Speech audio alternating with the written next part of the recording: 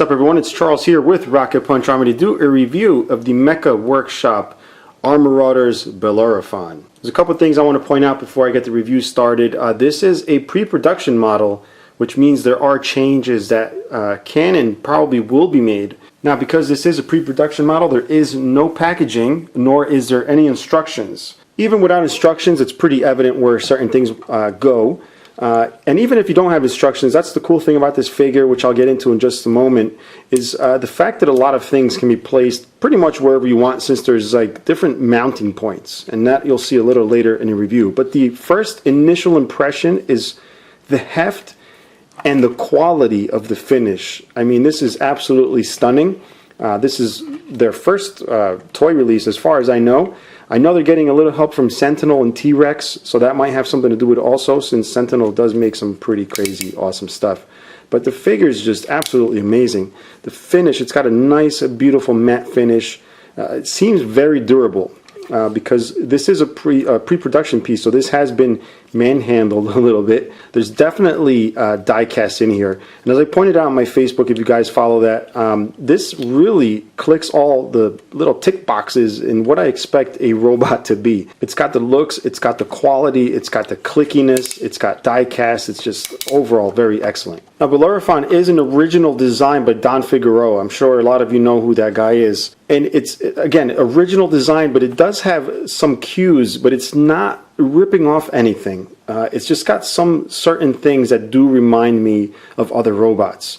It has like a Pacific Rim feel to it, yet it doesn't. It also has a Votoms feel because of the whole pilot thing here, which we'll get into in just a moment. It's got a little bit of, you know, the Pat Labor Ingram. It's just got a little mix of everything without really looking like those other robots. Now, I wanted to get up close because I did mention the quality of this figure and the finish, but it's really not until you get up close that you learn to appreciate it. Again, it's got a nice matte finish, a lot of precision in all the panel lining. But really what's awesome is just the minute tampo printing, you can see right there. And all the tampo printing, especially for pre-production, is actually really excellent. There's nothing sloppy.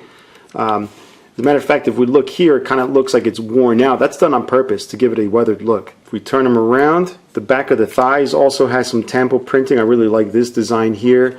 You get the jet blast warning there. You also get the jet blast warning here on the boosters. And also up here on these gun packs, the maximum position limit, stuff like that. And then kind of just hiding out back there is the attention one, which is pretty cool. And the maintenance right here, maintenance and inspection. Now, next thing I wanted you guys to check out is the articulation, which this has tons of it. If we start at the very tip top, we do have these over-the-shoulder guns here, which do move this way. They're actually popped in here. It's got this type of movement on the ball joint. It's also got this type of movement. You can see this little cylinder spins around in there. And I know these parts are supposed to come off. The pre-production samples, it seems like they're glued in, but the final product will allow you to remove these. You get the head here, which moves up and down, side to side. And on the back, there's little pistons I want to show you. So when we take a look up close, you'll see it's got fake pistons, which is, you know, even though they're hidden back there, it's a kind of cool detail to have put right there in the neck. Then here on the shoulders, these pieces also move back and forth. We have the actual shoulder back and forth, up and down, which is on the ball joint right there. We have the swivel here on the arm. We also have a double jointed, you get the little clickiness right up top and also at the bottom part. You also get the wrists here. And you get these highly articulated hands. Every little joint is movable. And what's cool about these is that every joint is pinned. It's not just a snap-on type where if you move the fingers, they all fall apart. And the hands right here, you'll see they also fold back and forth as well as spin around this way. Now, if we get here to the waist section, this upper half moves up and down. We also have the actual waist here. We have the hips that go out about this far, which is adequate. I just expected it to go out a little more, but it's fine. And we got some ratchets here. And they're actually soft spring type ratchets. You can't really hear them, but you can feel them. You have this movement here on the upper thigh. If we take a look at the knees here, they're jointed at the top of the knee here and at the bottom of the knee. So you got the double jointed knee going on right there. You also have movement here on these side pieces. You have the ankle here. You have the toe. The side parts here on the shoulder, you'll see right there, they also pivot on that section. Also have a ball joint right there. And this piece also comes out to kind of extend them. And sometimes these things pop off if you really pull on them, but they snap easily back in. If we take a look at the back here, these little boosters are on ball joints, so they move around, as well as this piece here. Right underneath this top section, this piece in here also moves, as well as these little booster pieces here also. If we move down here, we also find these little panels here behind the calves. Now, even though Bellerophon seems to do well on his own with the weapons that he has attached to himself, it also comes with these guns here. All right, it's got 2 of them, and you'll see here it's got the tampo printing on the side here. And of course, we're going to take a look up close so you can see not only the tampo printing up close, but also the texture. The texture on this thing is absolutely beautiful. And the guns you can actually take apart. You can take apart the front here. Don't know the reason why for that yet. And also the clips here. And what's kind of cool is that you can see here, these sections here, these are replacement clips, which also clip off. But of course, on a toy, it's not going to really run out, but you can take them off if you wanted to. Now, using the weapons is actually quite easy. What you want to do is open the hand, keep the index finger for use in the trigger here, and fold the other fingers around. It's a little tricky at first, but if you've dealt with articulated fingers, it's pretty much the same thing, except the tab, there's a little rectangular tab, as you'll see on this side. On the opposite side, that tabs right into the hand itself to hold the weapon. Once you have both those weapons attached, it just looks incredible. I love the way this looks with 2 weapons. One of those robots that the weapons really work for it. Now, for this part of the review, I did want to show you what he looks like without a lot of the attachments on the figure itself. So I've taken off all the parts here on the shoulders, on the sides of the legs, the clips, everything, and also the top of the head. And these are all the pieces I've taken off. So you can see there's a lot of parts that get attached to him. Now, if we take a look at the top of his head, I've removed this piece here, which is a little armor piece that's originally on him, because he's got an alternate piece, which is this clear piece, which fits right over. And I think having this little clear piece really does a lot for the figure, the way it shows the little optics or whatever kind of sensors it's got going on back there inside of the head. So while we have the figure here blown to smithereens, I did want to show you the attachment points, which are these here. Okay, you also got these pegs here, but this really is only meant to peg in that one spot as far as I know. A lot of these have the same type of pegs, so you can pretty much mix and match wherever you want.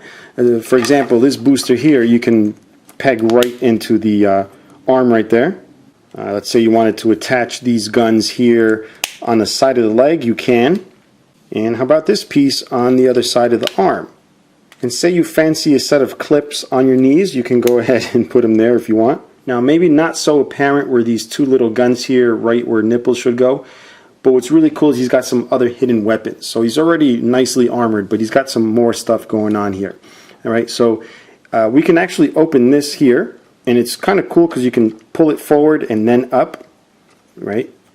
So do the same with the other side, and then these pieces fold up to show missiles right here. I just wanted to get up close for this part because I do like the way this closes. If you just close it like this, you'll notice it doesn't align at all. So we'll try it again. As you close, you push back, you'll see it start to push back there in that little pivot, and then it folds nicely. And you can do the same here, right? You lift that up, and then you open them to the side, and it's got a very, very Macross vibe to it when you do that. Now, if we move down to the leg, you'll see there's a caution and danger symbol there. But if we open this up, there's actually nothing there. There's nothing dangerous, nothing to be cautious about. So I don't know what they're adding in there. I don't know the purpose of this, but it's a cool little gimmick otherwise. Now, the other weapons he has are these triple-bladed weapons here. It's really like a ring with these 3 green clear blades. And you'll notice there's one blade that's bigger than the other 2. These things are super, super dangerously sharp, like incredible, which I love, but you do have to be careful, especially when attaching things and popping them off. You end up jabbing yourself, which I've done a few times. No blood yet. Now, I don't know how this weapon is when it's not actually being used with these blades, because the blades do come off. So I'm wondering if it's just a ring like this and then the blades pop out. But you can actually pop it right in his hands, like so. So you can actually hold it like that, and then I guess at some point he hits a button or whatever, and then the blades would pop out of the sides. And I gotta say, while using both, it looks absolutely fantastic. Another cool feature is these little pegs here. You'll see they shift up and down. What that's for is pretty much bringing it into the ring here, let's see, this way, and then shifting it over to hold over the ring. That allows it to actually spin on there. But a second feature to this is these pegs here, which allow you to use any of the rectangular mounting points. For example, here. Now, even though this is a dangerous configuration for the robot itself, you could attach, if you want, the weapons to the side here. Next, we're going to check out the pilot figure that Bellerophon comes with. All right, you'll see I have him in the included stand. I'm not sure if that's the way the stand is going to go. I got to say right off the bat, this stand is very awkward. It was a little frustrating. I don't know if they're going to update the pegs, because as I tried to put the figure on, you know, things just kept popping off.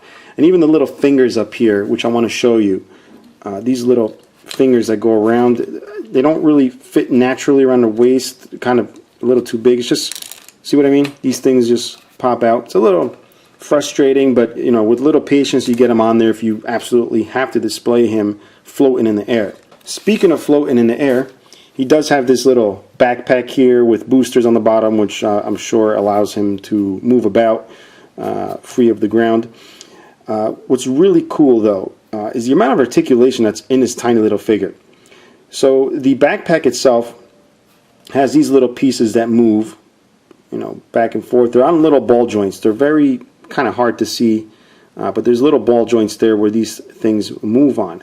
All right. If you want to remove the backpack, you can pop his head off and then pop the head back on. And here's the backpack. Here's the pieces that popped off right there.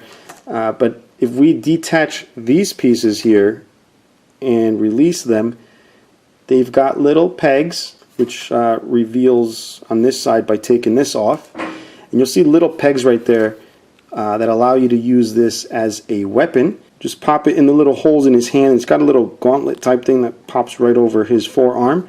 So you can go ahead and put both of those on. That little other piece that you took off, if you don't want to lose that, you can peg it right into his back here.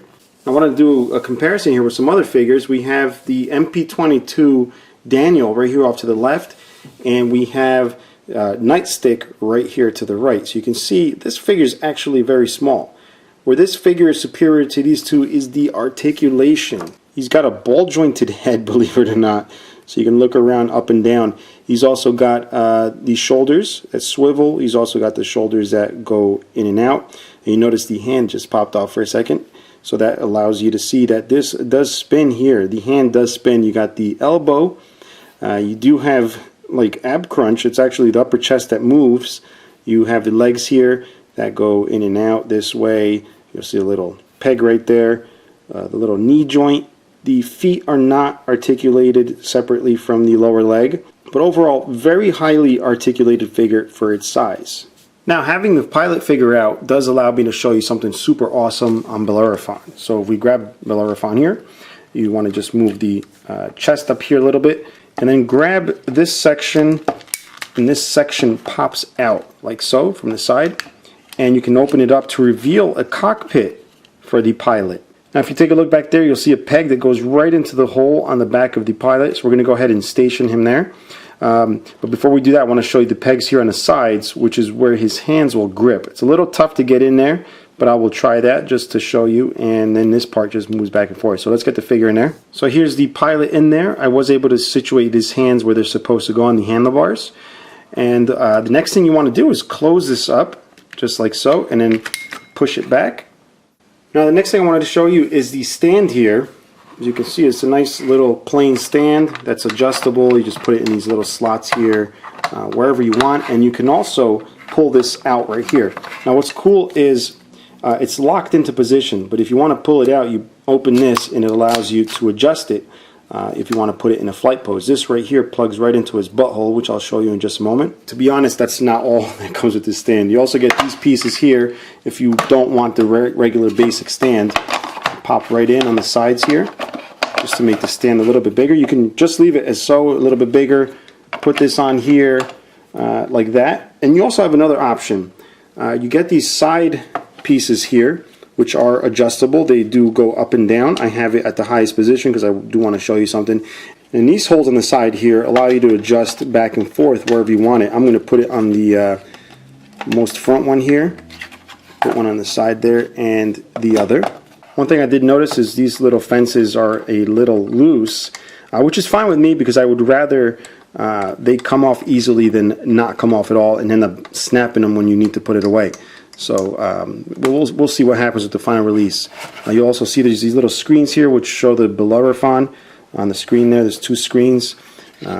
Show you more of the detail here. It's also got the ladders here on the side. It's got some nice tampo printed warning strips here which have a little bit of weathering. It's also got this nicely painted red bulbs here. Now to display it like this, I did move the stand a little bit further back to meet a little closer with the cockpit here to allow the pilot to just jump out and then doodle about in this computer. And like I said, this stand does give you a lot of display options. You can also pop this off the little walkway and then spin these to the side here, push this in, and give you a little bit more ways of showing it off. Now, this also gave me an idea. I don't know if there's going to be future Mecha.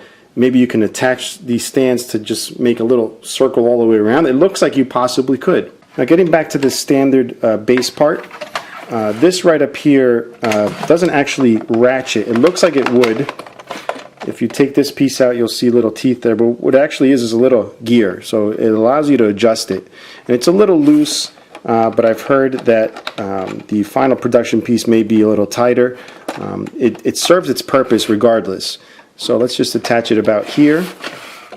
We'll go ahead and get the robot here. You'll see this butthole right there is going to tab right onto that and hold him nice and firmly. So once you've got them floating in the air, you can pretty much just pose them any way you want. I've just chosen this, just for the video itself, but you can pretty much go nuts. Now, while diddling with this figure, I did notice this little port thing back here. Again, I don't have instructions with this pre-production sample.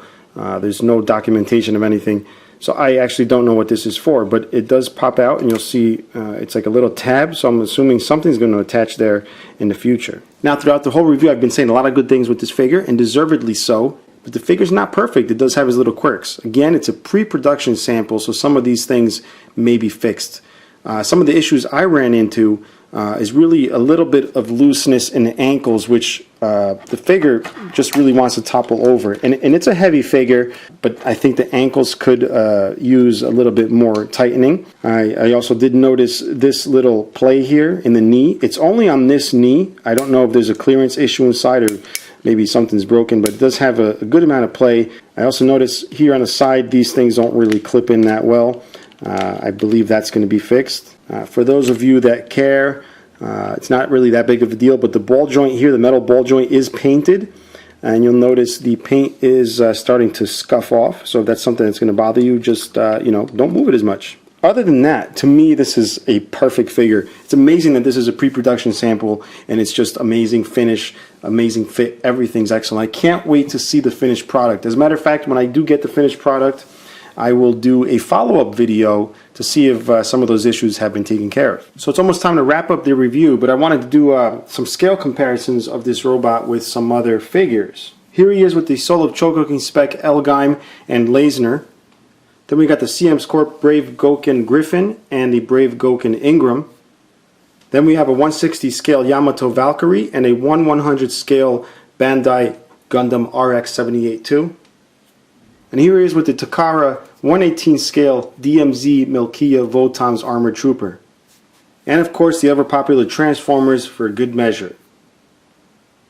And guys, it's with great sadness that I would have to wrap up this review at the moment. I hope you enjoyed it. If you have any questions or comments, leave them below. Also like the Armarauders Facebook page, the link will be down below. Keep track of the happenings with this robot. If you like the videos and want to see more, please subscribe, like, share, do all that stuff. Until next time guys, bye bye.